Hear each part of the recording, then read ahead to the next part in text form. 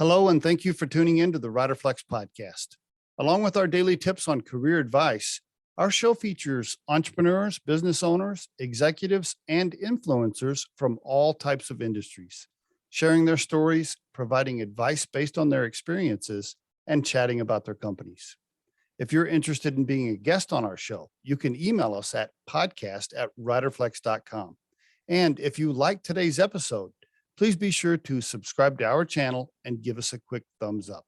And now, a quick word from our sponsor. Try the #1 marketing platform for small business. Everything you need from design to marketing to CRM. Learn more at marketing360.com. Marketing 360. Fuel your brand.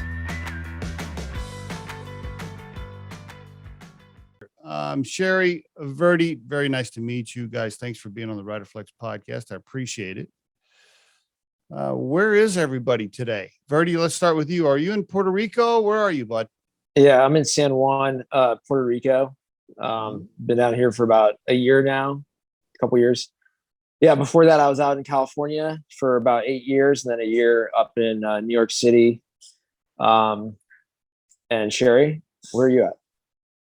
So I'm in Lahore, Pakistan. I've been born and raised here. Then I left for half a decade to London. The purpose was education. And then I came back. And since that time, been here doing the same job for the last 5 years. Yeah. What time is it there? What time is it there? Right now it's 10:01 in the morning. Okay. You must have me on a different screen because you're looking to the side. Oh yeah, it's like multiple. I've like a lot of campaigns for the emails. Then looking at the Slack channels on one communication and everything. Then it's that kind of stuff. And then sometimes I really have to do look into some legal documents, agreements and all that. So it's a little bit easy to copy one thing when you have a different one right in front of you rather than scrolling around windows. Sherry, are you worried about this Afghanistan noise and this Russia US sticking the chest out and stuff? Is it making you nervous over there? It does disturb the environment technically because things were like normal before, because that's how it has been for the last 15-20 years. But now after this transition, there is unsurety in this region, just not in my country, but the whole region. Nobody really knows where they're gonna end up. And but yeah, to be very honest, as a country, Pakistan has actually gone through its own state. There were pretty terrible things happening almost like 5 years ago. So our security forces were able to take good care of it, and now they are just being careful, after this transition of power in Afghanistan. Okay. Like the borders are being closely monitored. All of that situation is being looked a little bit more tightly as compared to in the past. Mm-hmm. And Verdi, the Puerto Rico thing, was that a personal move, business move, tax move? I know a lot of guys went down there and captured some property and there's some tax benefits and things. What was the reason for that move? Yeah, tax was the main motivation. But I grew up originally in Ohio, and I've been going to Florida with my family. That's pretty much where people in the Midwest go in the winter. And so I'd always been around the Caribbean. And I see. But yeah, it was a tax thing. The year that I was up in New York City, I met a bunch of traders, and they said, Puerto Rico is the place to go. It's the best tax shelter available to Americans. It is. And so I took a flight down here for a week and signed a lease that week, and then been here ever since. One of our advisory board members, I won't mention his name on the call, but he was in San Francisco. And this was, I guess, a year and a half ago. He calls me up. He goes, listen, man. He said, I just paid $35,000 in real estate tax on my house. He said, I'm not doing that anymore. I'm moving to Puerto Rico. Yeah. Well, when I was in California, I was in San Francisco, and between federal, state, and local taxes, we were paying, I think, like 55% or something like that. And it's just crazy. But yeah. You like it? There's a lot of, you like it? yeah, I like Puerto Rico. It's sort of it's not without sacrifice. I'll say that, because I don't speak fluent Spanish, and like Spanish is the main language here. It just doesn't have the same sort of maker culture as San Francisco has. Mm-hmm. It's just a different pace of life. Oh, yes. Different culturally. Yes. Right. Yes. But Yep. if you're sort of willing to adjust to all that, then Mm-hmm. at the end of the day, like, especially now with everything post COVID, which, you can pretty much build from anywhere. Right. And so that's, I think, one of the really exciting things about being in Puerto Rico is we sort of have a global talent pool now that we can access, and it sort of doesn't really matter where you are. In terms of weather, obviously it's amazing. But it is a different lifestyle.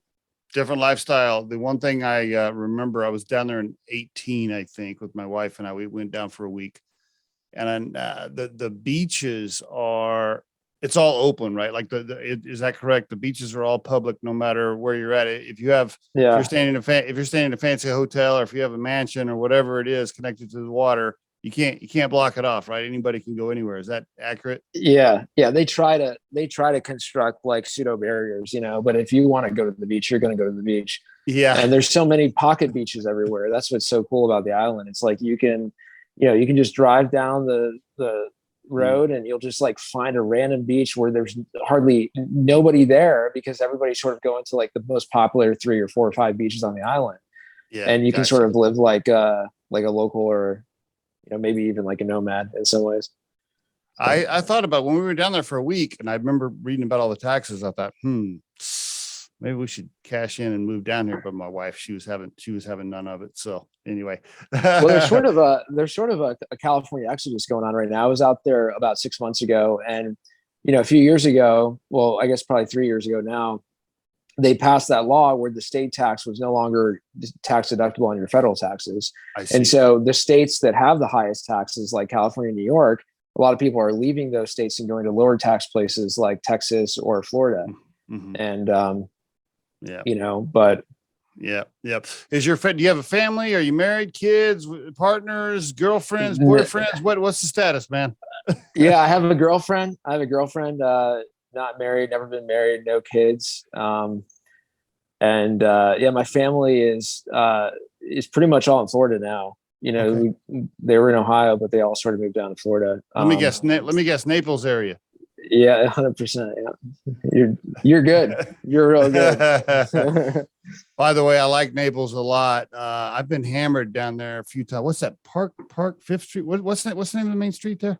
5th Street. Yep. 3rd Avenue. Yeah. I've been hammered down there a few times. That's a different podcast, though. We can talk about that later. The food's amazing. That whole area is awesome. And it's like one of the best places in the country to buy real estate, because it pretty much went through 2008 unscathed. I mean, there was almost no change in real estate prices, and obviously since then prices have tripled. So it's just such a great area. It's like no matter where you are in the United States, people always want to be in Florida. The weather plus the tax benefits is just like, it's never going to go out of fashion. So, and the one thing about Naples, being on the west side, maybe it's because I'm older. It's a little calmer. It's a little more laid back, a little slower. Like the Miami, Fort Lauderdale stuff. Like I just can't do that anymore. Maybe I'm too old. Yeah. Yeah, it's really a gem. Naples especially. It just is such a well taken care of city. The people are really nice, really accommodating. The summers are hot, but a lot of places are like that. And the winters are amazing.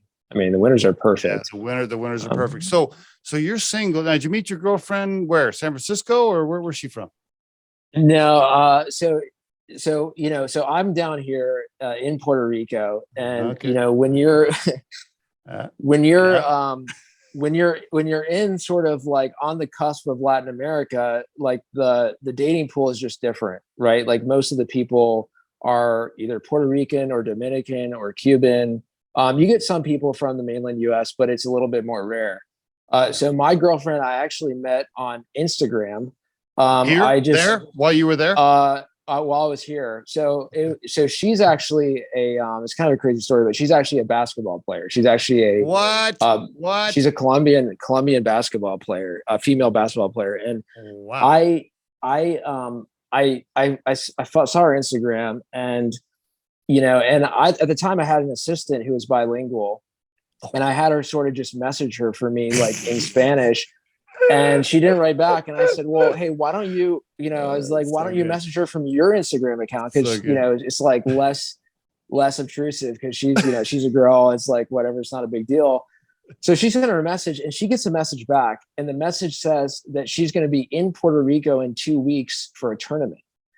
Perfect. And I was like, are you, something must have been going well that day. So I was like, okay. So we met, and sort of the rest is history. So, well, is she tall? Is she super tall? Yeah, she is. She's real tall. Yeah. Well, are you a tall guy too? So she's taller than me. So I'm about 5'11". So she's like 6'5", 6'5", 6'6". So she's quite a bit taller. Come on, you're joking, but you kidding me? No, I'm serious.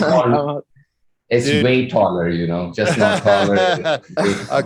Okay. You have got this. You have got to text me a photo after with you guys standing next to it. Right. I have to see that. I have to see that. I would be intimidated. Okay. So first of all, you're a professional athlete and you're taller than me. I mean, damn, I don't know. That might intimidate me a little bit.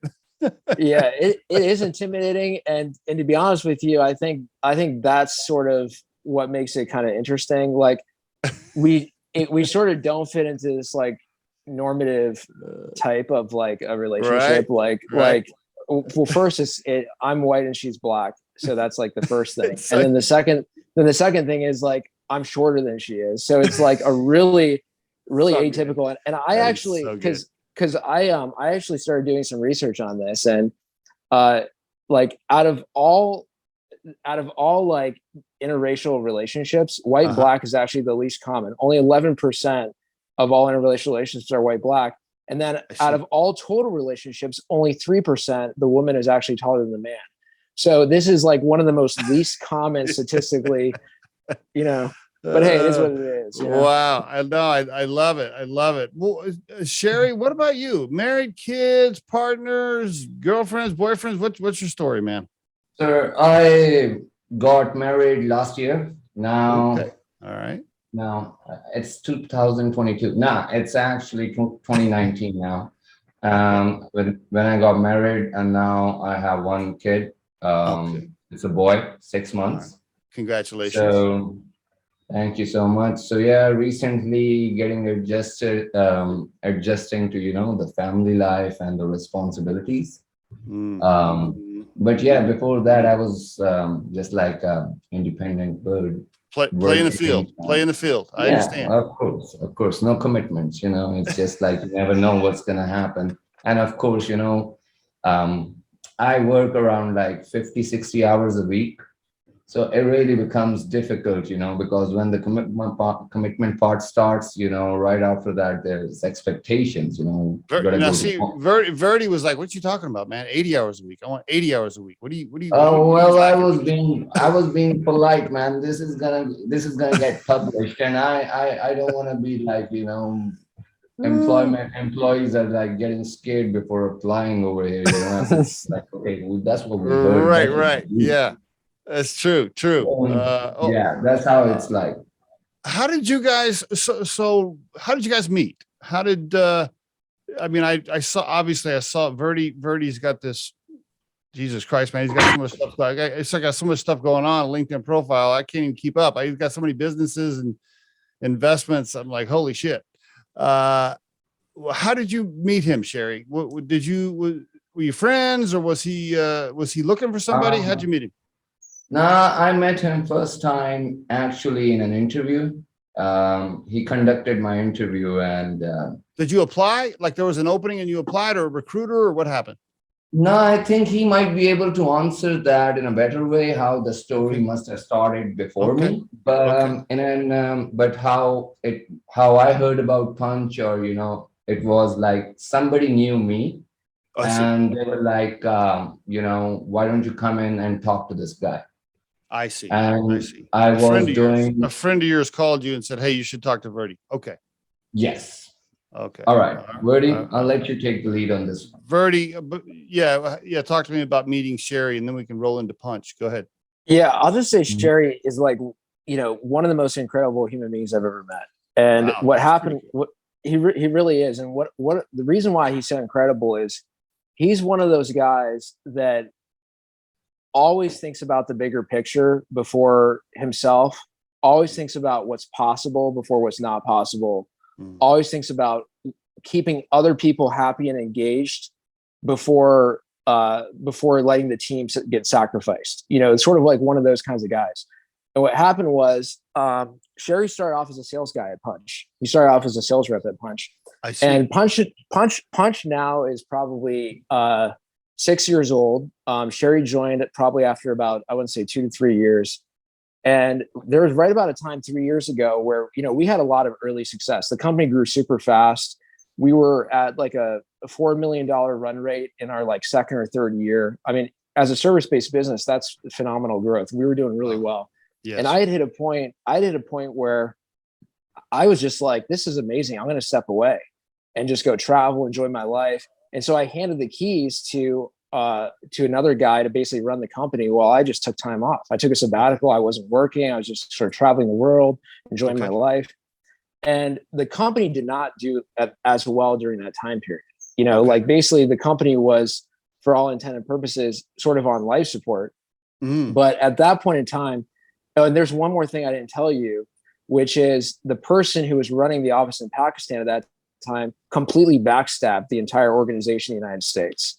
And I don't want to name any names, but let's just say that they basically, and this is sort of one of the problems that you have when you're dealing with a foreign partner or let's say a JV, a joint venture, is that you're sort of like, if the person on the other end doesn't see the bigger picture, then they could literally throw away years of work off one bad decision. And that's exactly what ended up happening. So when that happened, and this is sort of why I was giving all the talk about why Sherry's so great, what he did was he basically put his own money on the line to rebuild the office over there and run it as a ghost skeleton crew for about 2 years, because he believed so much in the brand and the potential of the company that he basically put that on the line. And then about a year ago, I sort of just sat back, I was traveling, having a good time, sort of looking like, who is this guy? What is he doing? Why doesn't he quit? Why doesn't he just go do something else? Why does he go get a job? Why is he still here? And then it finally just dawned on me, like, this guy is so dedicated. I got to throw my hat back in the ring and I got to get back in the game. And that's sort of what happened. So then, I came back, I would say a year ago, and things have just been obviously, absolutely gangbusters since then. But this guy has basically held the ship together through about two to 3 years while I was on the sabbatical. Sure. You want to talk about, like, I don't want to guide the meeting here, but sure, you want to just talk about what motivated you during that time period? Because I'm actually curious about this. And before you answer, is that why your title is managing director, is because you're an investor and part owner in the company? Is that accurate? Not at all. We don't we don't really work by the titles here. Not at all. Okay. I technically evolved through the very same, it wasn't a lot of money. I think it was something, but if I go into the background, I was working in a very huge organization. They had like 2,000 employees, and I was just a telephonic salesman, customer service rep, technical support rep. But at the end of the day, the job was to sell, upsell. What I was doing, it was, all these communication partners, Charter, Xfinity, Certain Mediacom, some of the satellite ones. My job was to actually sell those connections. I see. Or, if somebody has just the TV or the internet, my job is to add the landline, although nobody in the world needs it, right? But that's what I was doing. So, when I joined in, I was like, okay, this is just not a development shop. This is like a brand. And, No matter the size of the company, it's more about the quality of work they are doing. And that's what motivated me to join the organization. Now, as he just said, I started as a sales rep, but the opportunity which I was able to find was like in my team, I was the only one with the pure hardcore sales experience. Few of them were very good with the computer stuff, software technology. They knew their shit, man. They can talk to you like an engineer or a designer for a few days and you wouldn't even realize, this guy is just a salesman, they were doing the same job, and few of them were mbas and all that. But my thought process was like more about just hardcore sales. I need to sell, and I was that naive in those days that I ended up closing a deal with a client, and we were supposed to begin line up our resources. And I remember this, I didn't know the difference between a data scientist and a data engineer. And they asked me, like, okay, what did the client talk about? And I'm like, listen, guys, I got a recording and the money in the account already. So, you know what? It's your stuff. You take care of it. I'm going to take care of my stuff. So that was my attitude. My numbers were good. And then, of course, the big day happened when the previous partner, I wouldn't really call him partner, but technically, Verdi was supposed to run stuff based on his trust. Was the other guy an equity holder, Verdi? No, so we set these up as JVs. So basically, the person in the other country has a different entity, and they're the 100% owner of that entity, and gotcha. We're the 100% of the U.S. entity. Gotcha. Sorry, Sherry, I didn't mean to interrupt. Go ahead. No. So there was a day I just came to work, and I knew like, oh, I'm my boss favorite. I'm the one who brings the most money. I was handed over a termination letter, and I packed up my stuff and I went home. Wow. And 15 minutes after I went home, I found out like, okay, my boss is still expecting me on the sales call, which I booked like a week ago. And he didn't know that I've been sent home. I was carrying my box in my car. And that guy's me, by the way. I didn't know. And I was like, Verdi, I really like you, man. I loved working with you, but my problem is that guy just terminated my contract. And I'm not really sure, but I can join from my phone. They took away my laptop. So he was like, excuse me, what? And the story started from there. Now, of course, it was huge. I think he just wrapped it up in a couple of sentences, but it was like a huge roller coaster ride for us. Wow. And the bigger challenge at that time was that it was very easy for him to, just shut down the whole operations in Pakistan and, find any other corner in the world. For a guy like him, I believe it would be very easy. He has worked with so many people around the globe. And, we have competitive markets all around. Nobody's gonna. So at that time, for me, I had to decide like I should find a new job or what shall I do? And then, of course, there was no office or anything. I was like, you know what, let's see how it works out. And I was like, okay, let's do it. And, the good thing was, of course, it took me some time to really earn the 100% trust. He gave me all the independence I needed to make my decisions, but I earned his trust in a few months. And for that period, I was like, you know what? I don't need the money. Let's work first. And there was like a basement in my house. Okay. And we took like the huge dining table. I'm sorry, man, we're brown people. We eat on the bed. We have like 3 dining tables at home. We eat by sitting on the bed. That's funny, right? So, these are racial and cultural jokes I always share with Verdi and the team. Anyway, good stuff. So we use those dining tables and those chairs, rather than asking for like 20,000, 25,000 again to set up another office. So we started from there, 3 months, we got our office back. And from there, the only thing that it was quality service. We do like really, we're not just like any other engineer who would just, get a project and start working on it. We kind of more rely on the relationships for very long times. Now, that being said, I thought of, it's easy for the recurring business to happen rather than, focusing only on bringing new business. So by having those thoughts, I started running the business operation side of things. And So now yeah, you started off as a software engineer major, and then you went into sales, and now you're running ops. You're that's exactly right. But I still love sales. I think I am still really good at it. I love giving demos to Verdi whenever he needs it. But again, my job is to have the bridges between all the location. Communication has to be always there, and the work has to be delivered according to expectation. To put some things in context, so Sherry was working at a call center as a sales rep, joined Punch as a sales rep. The guy over there crashed the office. Sherry saw the potential. Now Sherry's running an office of 40 people. We're expanding the office over there, nice. And he's made it all happen. Nice. He's the head guy. Nice. I want to say he's the head listener because everybody comes to him with their problems. You're right. Yeah, if you're managing human beings, you're there. That's the job right there.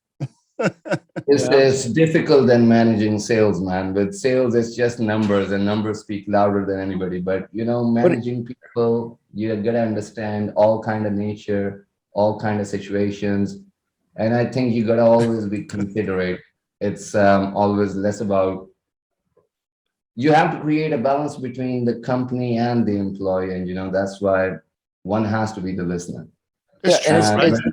Go ahead. Yeah, go ahead, Verdi. It's also just such a perfect example of like glass half full versus glass half empty mentality. Like the office got shut down, he gets a termination letter, and instead of being sad about it, he sees the opportunity to rebuild something where, there can be absolute trust between both sides because he saw this situation happen before. He knows where that led. Right. Mm-hmm. And so, trust is so foundational. It's like without trust, people just can't work together, and it's just, you got that right. Verdi, what now would be a good time? It took me, I'm so sorry about that, but it took me some real effort to bring him back. He was traveling the world, and I was like, listen, I can do this by myself only to this extent. But what happened was this time in Pakistan wasn't the only time this happened to me. We had an office in Phuket, Thailand with another 50, 60 people over there before. And the exact same thing happened to me over there. The guy backstabbed us. And basically by this time this happened twice, I washed my hands of it. I said, you know what? I'm never doing this again. This is the worst decision. I'm just going to take time off. I'm going to go travel. I'm going to enjoy my life. But yeah, he somehow pulled me back into this game. Now would be a good time, I think, Verdi, maybe for the listeners can you give us the 3-minute elevator pitch of Punch? And by the way, do you refer to it as Punch or Punch Group when you're talking to outsiders? And can you give us like the 3-minute kind of go for it? Well, I'll give the quick and dirty. So, Punch is a full service creative digital agency. I think what makes us unique is that we're entrepreneurs. We have, we build projects for customers, a lot of small to mid-sized businesses. Okay. But I think what makes us unique is that we operate as a venture studio / digital agency. So we have our own ideas. We go build our own projects as well.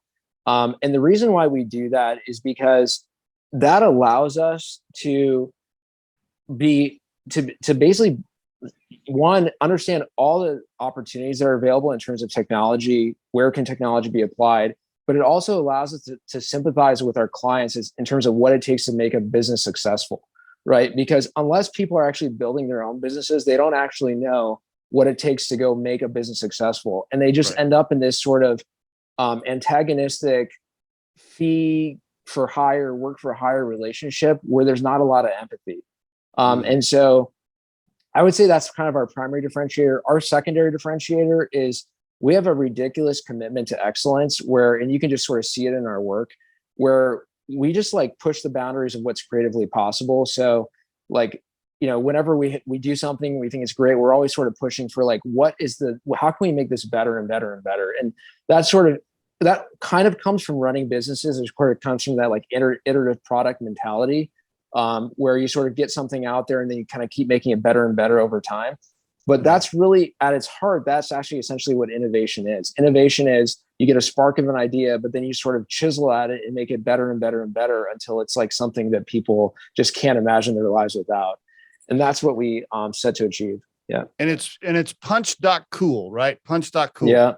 Yeah. Well, by the way, I must admit, and maybe I'm not educated on it. I'm ignorant to it, but I pulled it up. I'm like, what the hell? Cool. I've never seen that before. Is that new? Not hearing this first time. Yeah.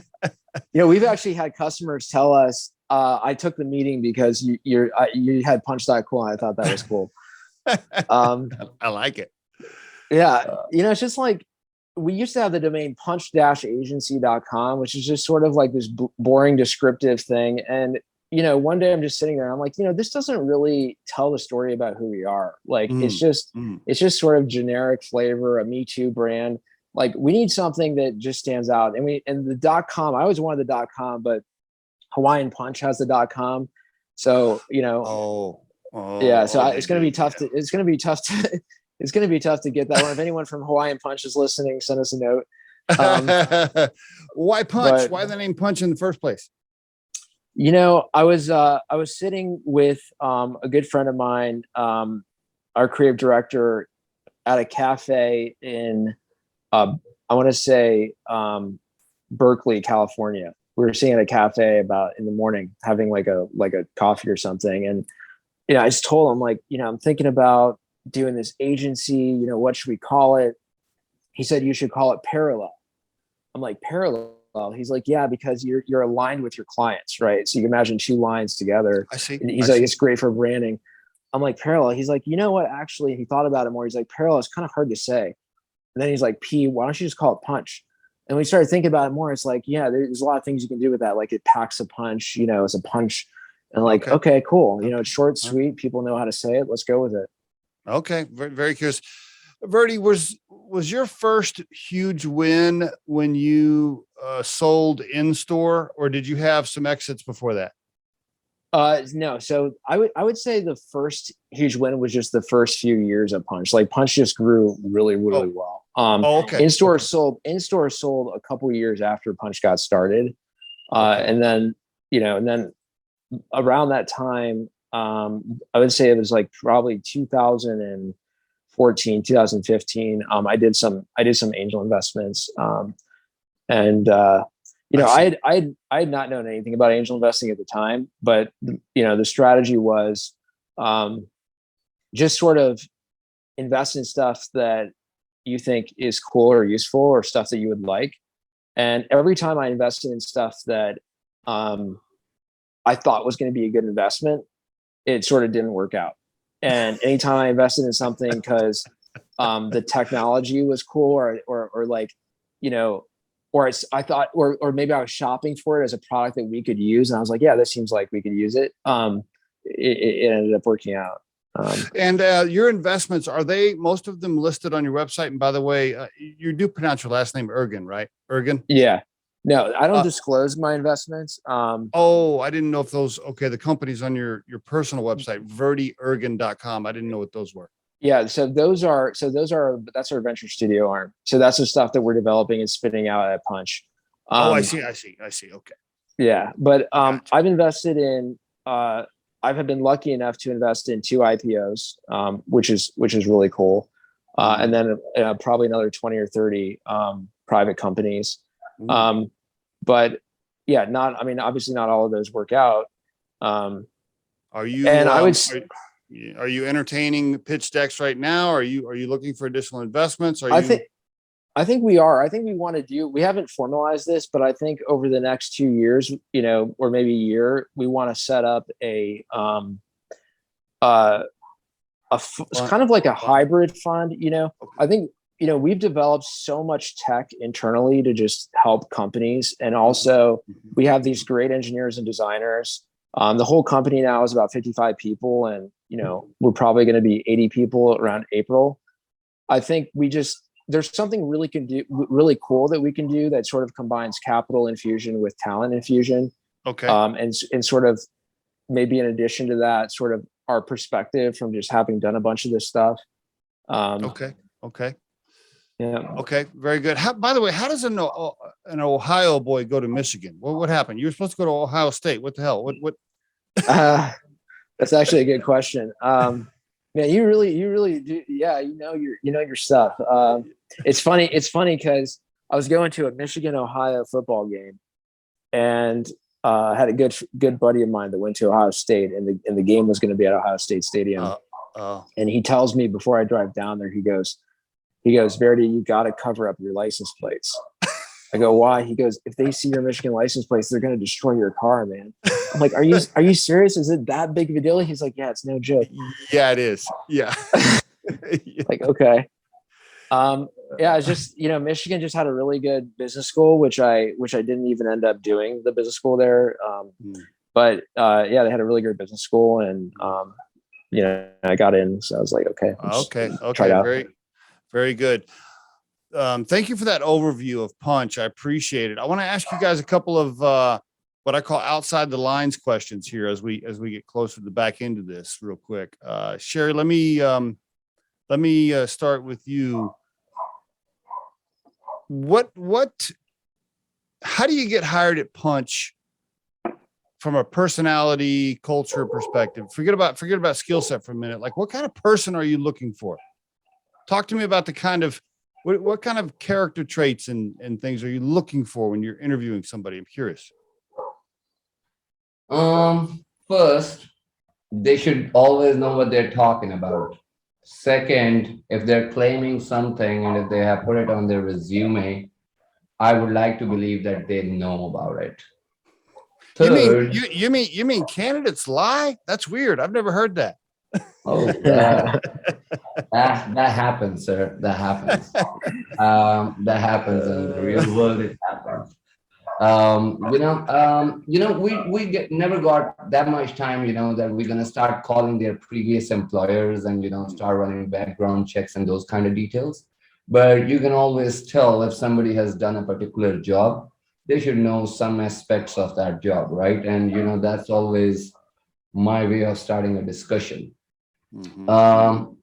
But more importantly, when we are trying to make a decision, we don't really work with the starters. So here is two kind of segments we try to hire. Okay. So if we have an active need on a project, that person has to be skilled, highly skilled, and they're gonna be on top of their game. Then we hire for a second segment, which are like early beginners, recently graduated people, or who are trying to get into the field or have maybe less than 1 year of experience. Basic understanding with the tools and the technology really helps. So yeah, these are the two kind of people, but yeah, nothing fancy. If they can be really honest about themselves and they're really willing to, kind of dedicate. And we really have some really good success stories in which, we have, I'm not the only one, who went from the very bottom of the ladder to the top. We have some great examples because those guys were also able to keep on developing. So, an individual can start as just a graphic designer, and then he can evolve into somebody like a branding expert. And then from there, he can learn UI, UX, interface and user experience.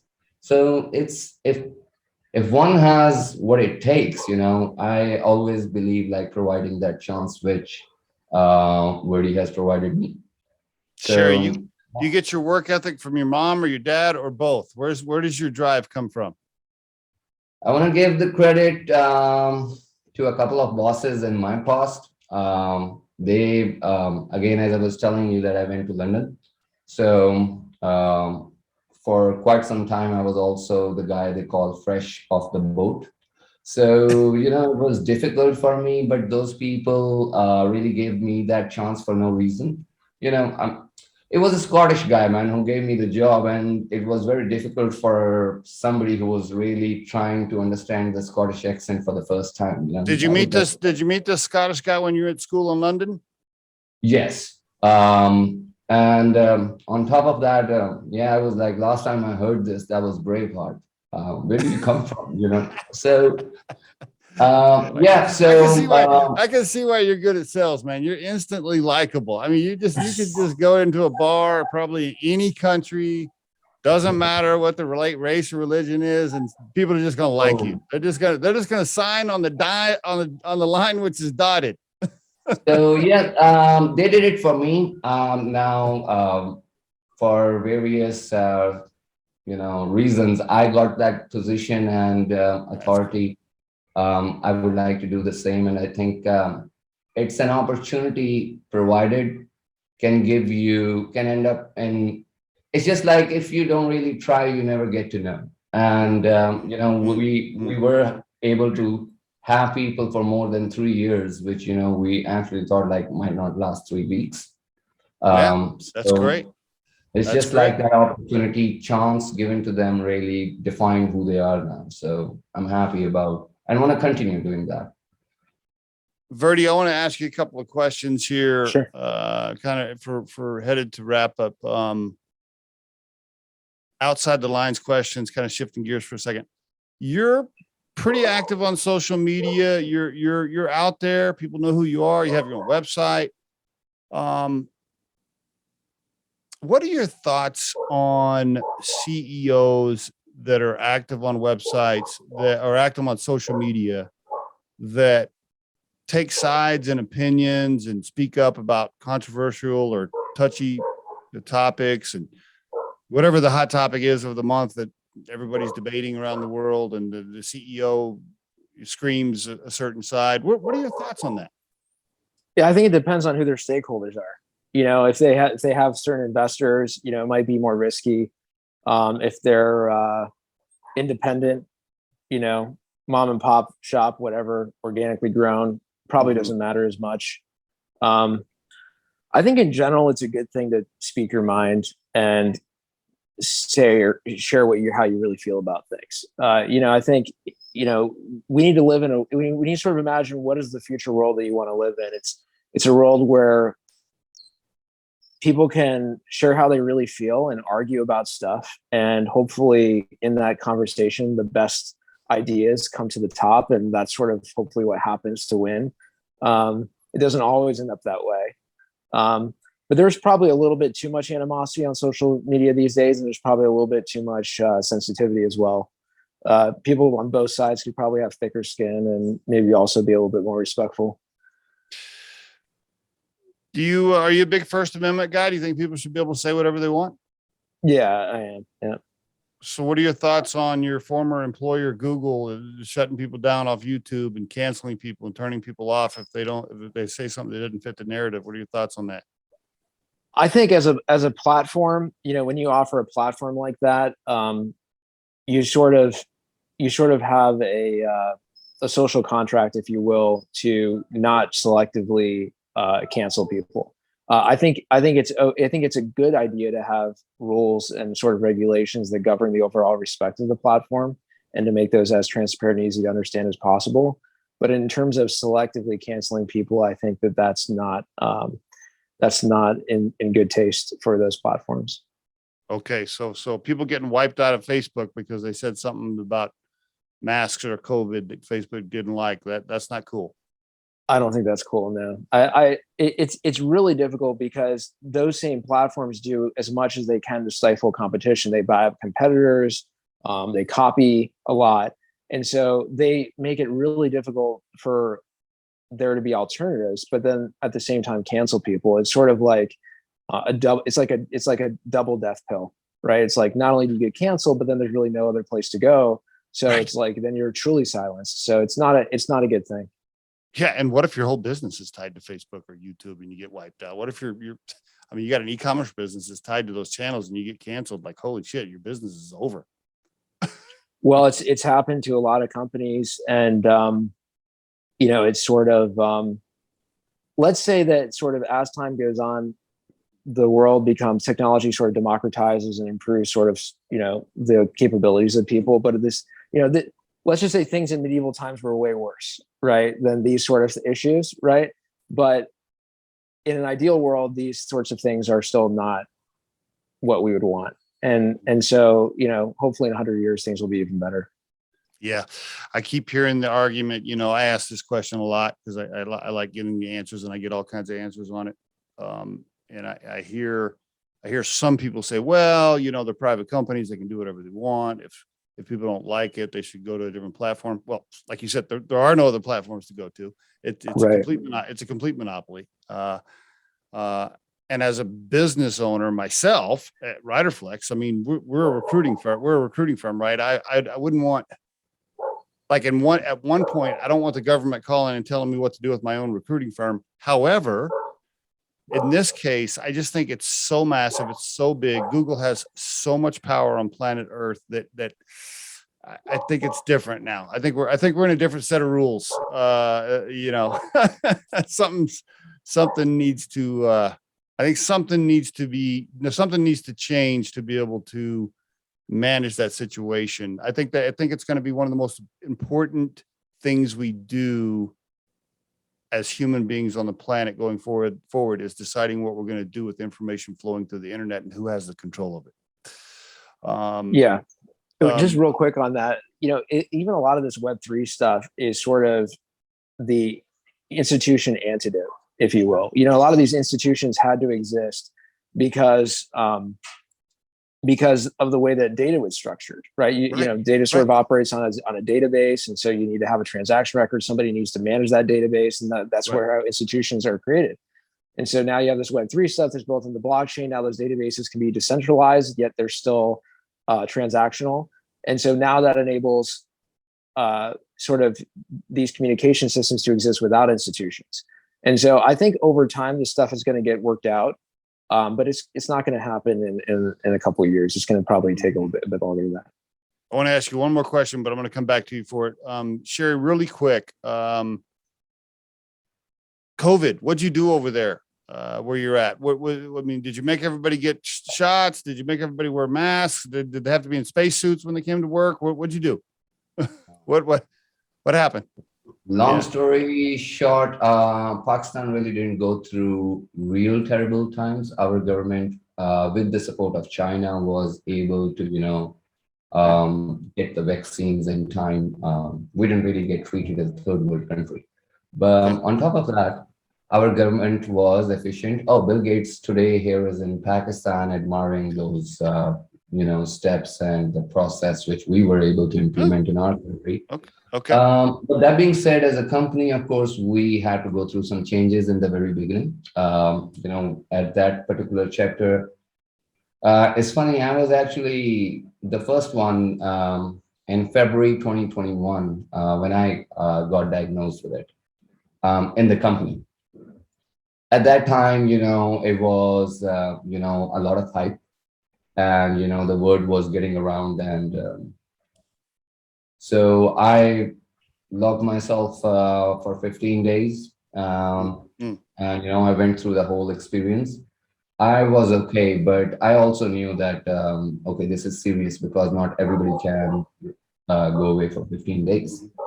Now, as soon as I came back, we started implementing with those protocols right there. And then, sanitizers and few other things were added into the list of buying, every month. We had to change some of our cleaning chemical and some vendors for, that fumigation process on weekly basis. That's how we started, but not really anybody was able to keep themselves safe from it. So after that, we really had to, if somebody would sneeze, we will get them tested. That's how about it. Because of course you can pay at a private laboratory and get yourself tested anytime, and they will get their results back in 3 to 4 hours. So that's what we kept doing and have been doing for the last 2 years. COVID just kind of comes back with like, okay, new and improved, So And with the vaccination, yeah, it was easy because the government was providing it for free, and they kind of made it mandatory for us from the very beginning. I see. We were not even allowed to go to a shopping mall or in order to have. Really? Oh, wow. Okay. Wow. Yes. All right. So you couldn't buy food unless you had to shop. Technically, yes. So it was easy. We got like a big ride, Toyota Alpha Shepherd, I guess that's what they call it. But we just like took 3 or 4 rides, 8, Gotcha. 10 people every time. And now it's the booster time. So now we are getting individual calls on our phone numbers because they have us in their database. So really? Yeah, really interesting. Yeah. Wow. Okay. All right. Do they still have to wear masks in the building and then in the office or no? Not really. Not anymore. Okay. Now. Okay.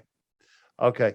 All right. Thank you for sharing that with me. Last question. We're out of time. I'm going to ask Verdi one more question. Verdi, at this point, by the way, awesome career, awesome portfolio. I mean, hey, you're living the life. Plus, your girlfriend's a basketball star. I mean, come on, they can't get much better than that. But if you at this age, if you had to put your core purpose in life now, moving forward, kind of the go forward core purpose in life for you, what would that sound like in a sentence or two?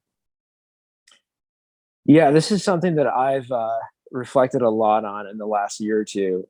Just this whole experience of like self-indulgence, and then like just seeing like the tenacity of the whole team and everything, and reflecting on that, and coming back and then just putting everything into this and growing it again.